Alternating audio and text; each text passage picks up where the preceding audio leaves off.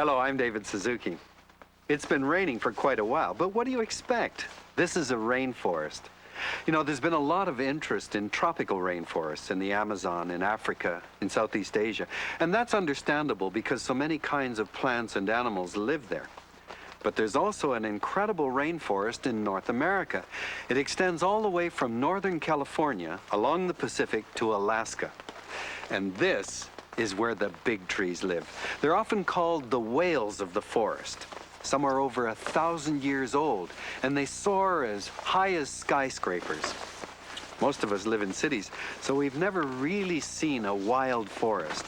Well, my friends and I are here to camp for a couple of days to visit an experimental station, and we're going to bring you to one of the most magnificent forests in the world, the Carmanah Valley rainforest in British Columbia. Why don't you come along? You're in for a real treat. Are we all set? Yep. Yes. Well, let's go. What's so funny?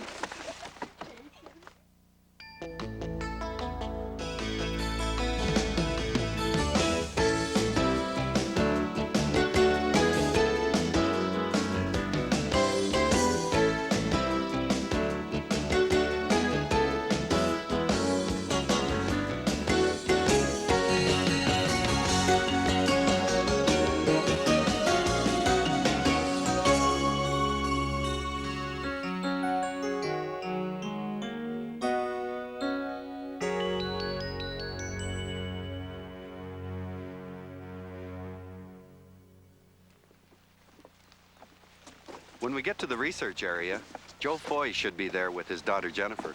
I hope Mark Waring, the forester, is there too. Yeah, sure.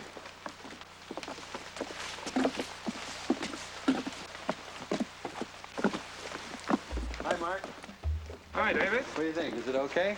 Things are looking good.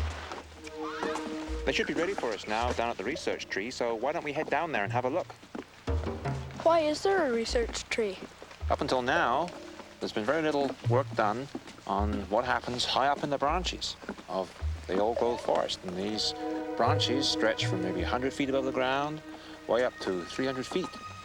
So there's a whole different world up there that nobody knows anything about. And that's why we decided we would put a research station in this tree with platforms so that the scientists could go up there and study the plants and animals and birds that live up there.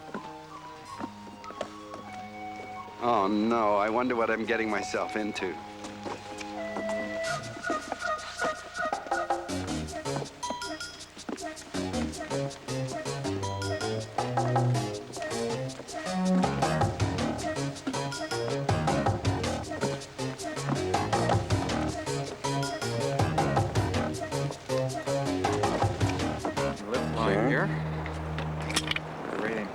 That's just going to yank me. Yeah, that's our main one. And we have first of our backup systems. Well, that just catches me on this. Yeah, okay. Yeah, like everything's backed up. If you had a pulley failure, then the carabiner would get you. And then our static line. Pull up on it, please. Here we go, folks. All stories up. See ya.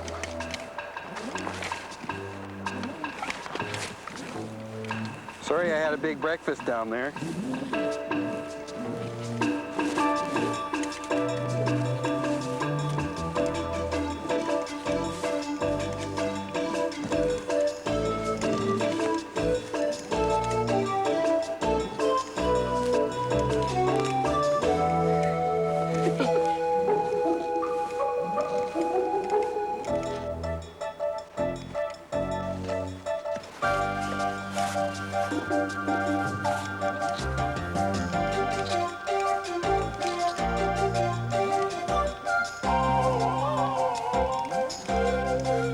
Holy cow, it's high up here.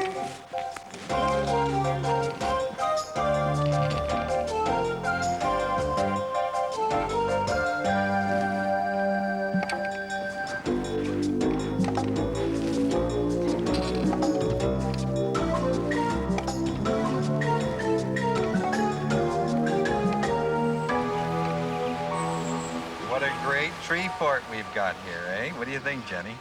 It looks nice. It's high. How do you feel up here? Are you nervous at all? Kind of. Are you? It's pretty high up. But it seems to me your dad's made a pretty solid platform. I'm amazed it's not very rickety, is it? Yeah.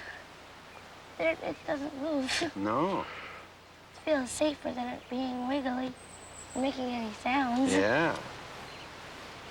Where are we, Joe?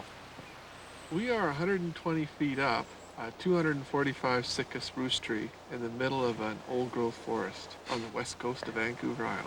So there's still another, how many feet to go up there? There's over 100 feet above us, and we're a long ways up. We're 12 stories up. Now, have there been any platforms and study areas like this anywhere in the temperate rainforest? None in the temperate rainforest. We understand there have been some in the tropical rainforest, but this is the first canopy research platforms in the temperate rainforest. In the world? In the world, and we think they're the tallest, they're the highest up of even the tropics. They're the highest in the world. That's incredible. What have you found? What do we see here at this level, halfway up? Well, what we see here is a whole different world. We see a place that's unlike what we find on the bottom. See thick moss pads, ferns that hang from the branches. We even see a different climate here. This area will rain days after it stops raining in other places. In other words, the moss sucks up the moisture and continues to rain even when the sun is shining. Well, are you ready to go all the way up to the top? Yeah. Okay, well, let's go. Okay.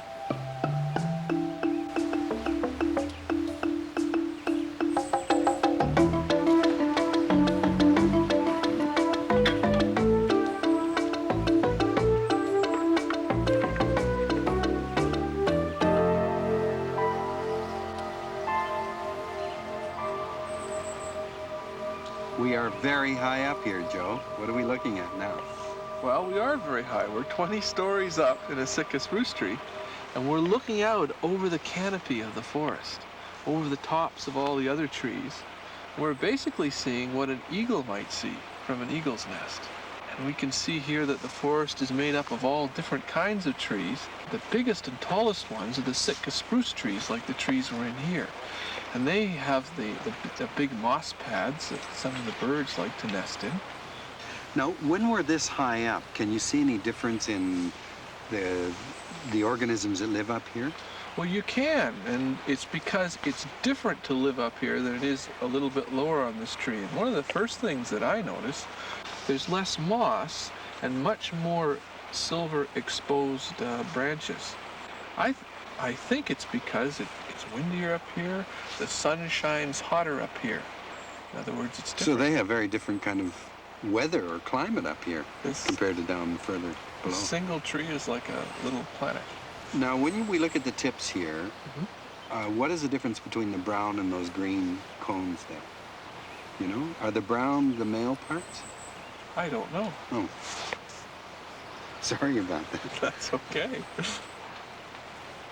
What do you think of it up here, Jennifer?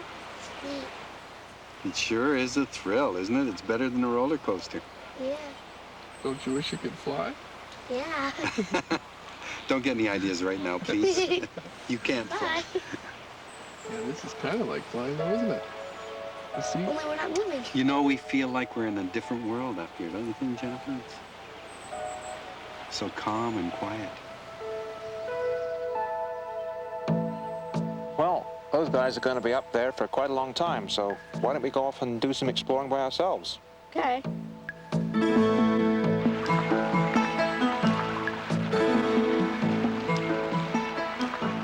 Many of the plants and animals and birds and mushrooms we find in this forest can't be found in the forest that most people know.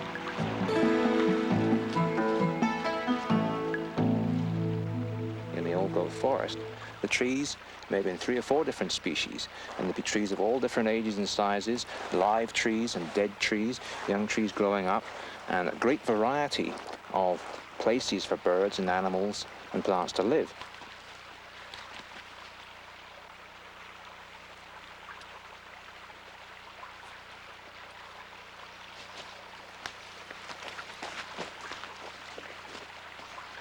Well, we've seen the giant Sitka spruce research station tree, but how does such a great big tree get started in life?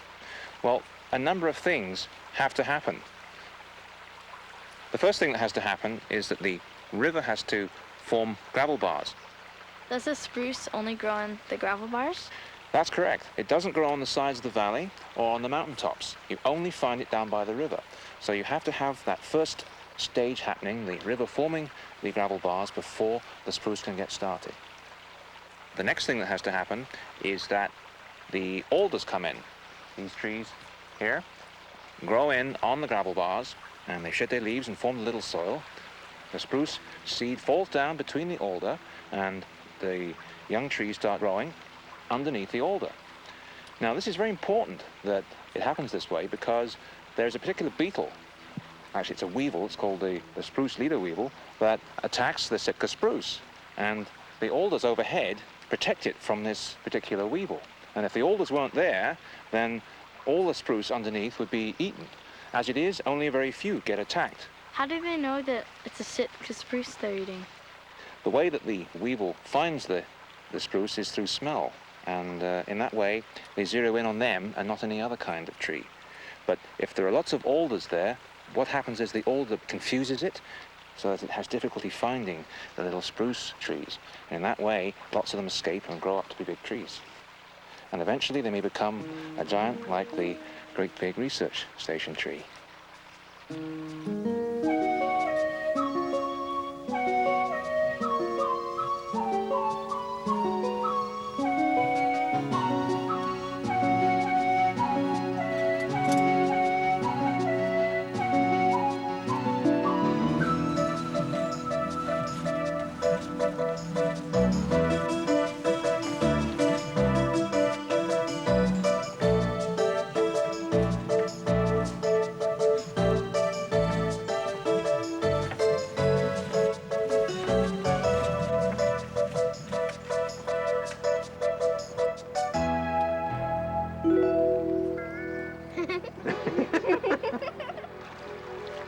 Look at that great log. Hey, that's terrific. Don't hurt yourself, you know? Great. Hey, you guys want a drink? Yeah.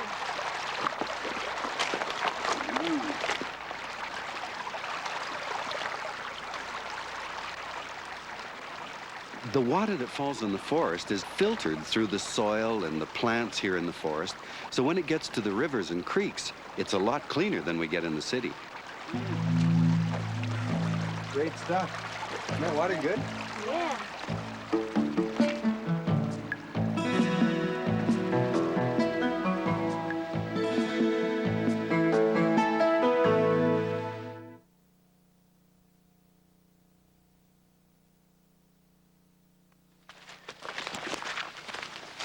Well, a lot of people think that when an old tree falls in the forest that it's no longer any good for anything. But in fact, what it can do is it can become the home for new young trees to grow. As it rots down, it's literally being recycled. It's being used to grow new young trees. And so that's why it's called a nurse log. And it's also the home for lots of other small plants and animals that are living in the dead wood.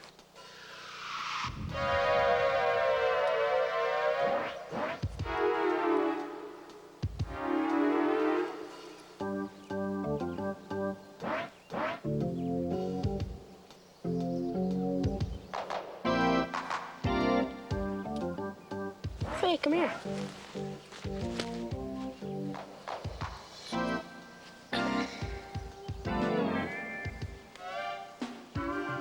Oh, thanks.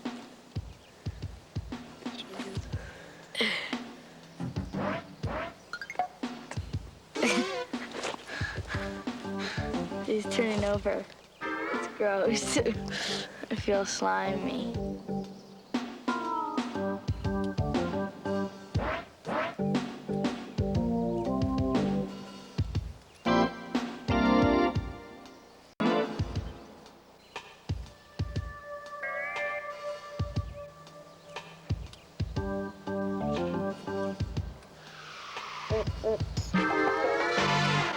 So that's amazing, isn't it? Just on one nurse log, how much variety that we found. And just imagine how much variety there must be in the whole old-growth forest. Lots.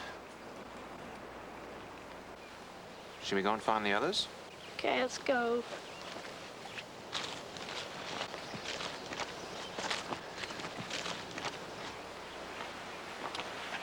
Hi, kids. Hi, Irene. So, how's it going? Oh, not bad. So, where's John? Is he up the tree? Yeah, John's up the tree right now. Beautiful tree. Wow. I think it's about 230 feet tall. What did you see? Oh, I could see all kinds of stuff. The creek and lots of nice trees, big branches, moss. Here, someone pull on the rope, will you? Pull me over there. Pull the rope down for me. Thanks, Mark. Didn't get moss in your eyes, did I? No. Nope, got a couple on my head. Thanks. Say, kids, I'd like you to meet John, our mountain climber turned tree climber, and Irene, she's our bird expert. So, shall we leave you to tidy up, John? Yeah, I'll coil the ropes. We'll be back at camp in a few minutes, and looks like it'd be a good night to try some owl calling. So see you back there. Okay. Okay, sounds fantastic. Okay. Let's go then. See ya. See you back there. Don't step on the rope. Wow. Ooh. Buddy, the owl sounds interesting, eh? Ever heard the owl call? Hi, Mark. Hi, David. Hi. How'd it go? Good. Hi.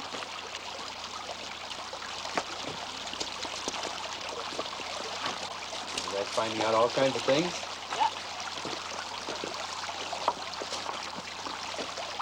Don't fall in. Well, where you been, Mark? Oh, just upstream a little bit, looking at some of the stream structure. And insects and salamanders. Yeah. Okay, let's go back to the camp now. Yeah. Great idea.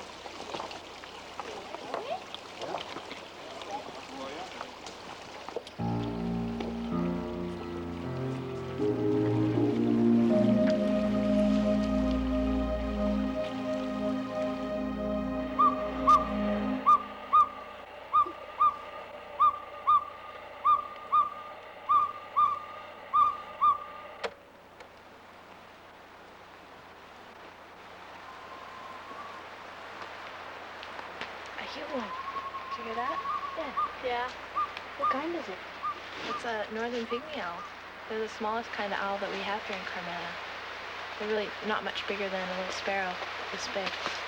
Ooh, that's small. Yeah. There's quite a few other owls in Carmanah as well. There's western screech owls.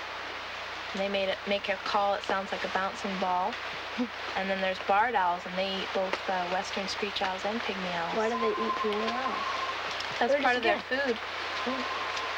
Listen.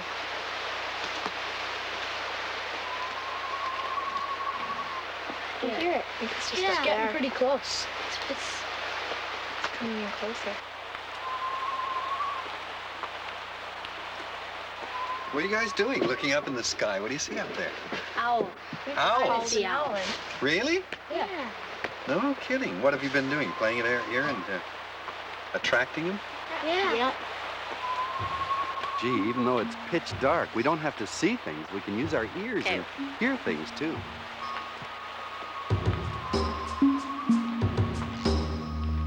Thanks a lot for everything, guys. See you again. Bye,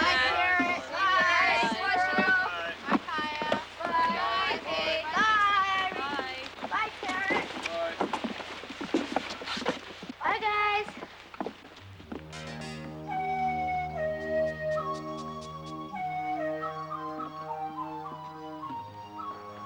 Boy, what a great forest, eh?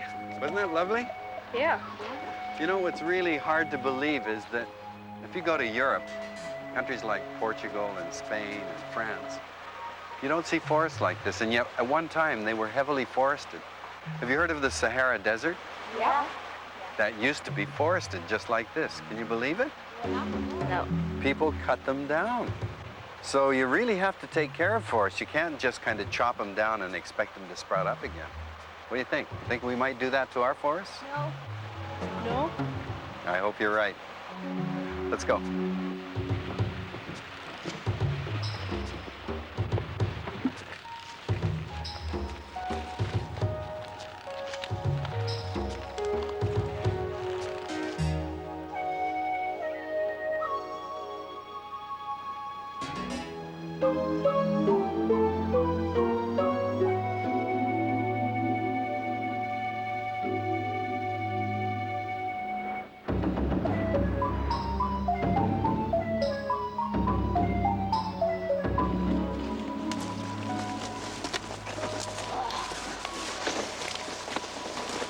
You know, this really makes me mad when I see a temperate rainforest clear-cut like this. When you clear-cut an ancient rainforest that stood for thousands of years, you change the place forever. Even though this area has been planted just a few months ago with young trees, that plantation, of course, is never going to replace the rainforest, particularly since they plan to cut down the plantation in another 100 years. And how long do you think it took for the trees in the rainforest to grow? Thousands of years. Thousands. There are trees in this cut block that are probably 1,000 years old. So, obviously, there's no way that a plantation is ever going to replace them. What happens to the animals and things when they clear an area like this? Where do they go? Do they go Many of somewhere them, else? no, they die, basically, because the territories of the same species are already occupied next door, so they are turned out when they flee into the forest, those that can flee. Others just cannot and move, and they die where they are. There are many species that are what's called old growth dependent. It means they can only live in the old forests. Those animals and birds and plants will never find a home here. You know, I could really feel a difference in temperature when we came out of the forest outside. The growing conditions must be very different here from the way a tree normally grows. Absolutely. The trees that grow in the rainforest are adapted to grow in cool, shady areas, so that they have great deal of difficulty getting established in areas like this. They grow here despite the logging. Let's go back to the cars, and I'll show you a place that's been really seriously damaged by clear cutting. Okay.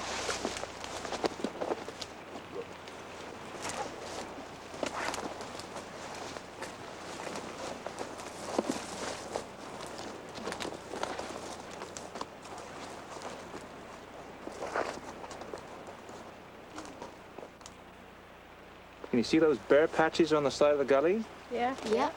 That's soil erosion. The soil is exposed, and it tends to wash away into the rivers, and that's very serious. So how much soil is there that the trees can grow on? There may be only a few inches of soil at the tops of the mountains, so that means, of course, that the most sensitive areas are the tops of the mountains. Since there's only a few inches in the first place, then you can't afford to lose very much at all before you have a situation where trees won't come back. And the clear-cutting damage gets worse and worse the further up the hill you get.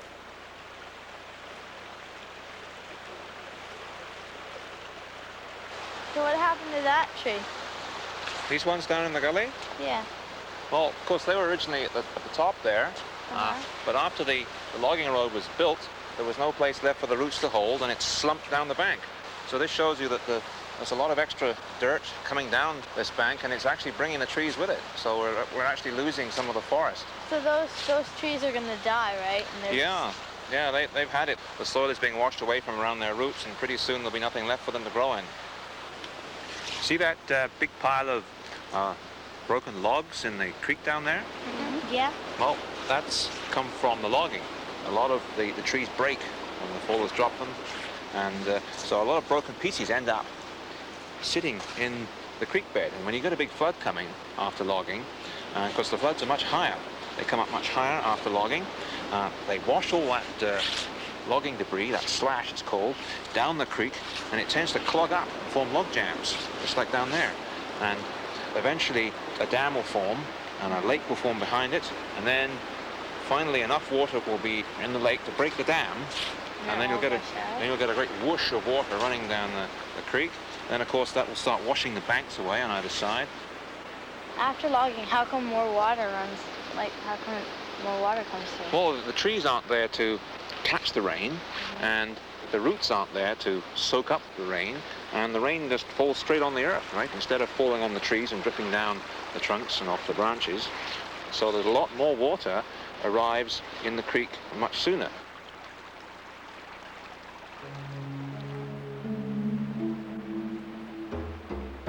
So you can see that even if you protect the bottom part of a valley, as long as you log the upper half, all this junk gets carried down. And that's going to affect the big trees down at the bottom, too. You know, the thing that makes me very sad is that we don't have to do this. It's too bad that we have to be so destructive.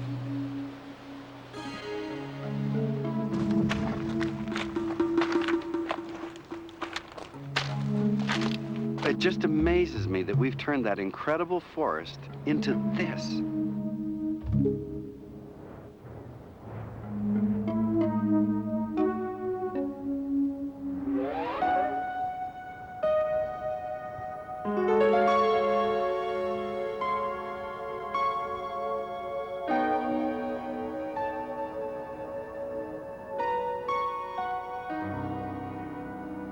Now you've stood in the middle of a clear-cut landscape and had a chance to see what it's really like.